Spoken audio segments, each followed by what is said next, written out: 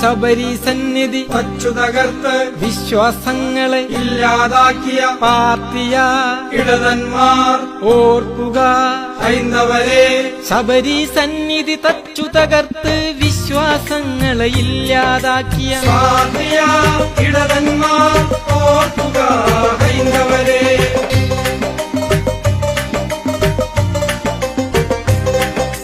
ഹൈന്ദവ മക്കളെ തെരുവിലിറക്കിയ മണ്ഡലകാലം ഓർത്തിയിടാം.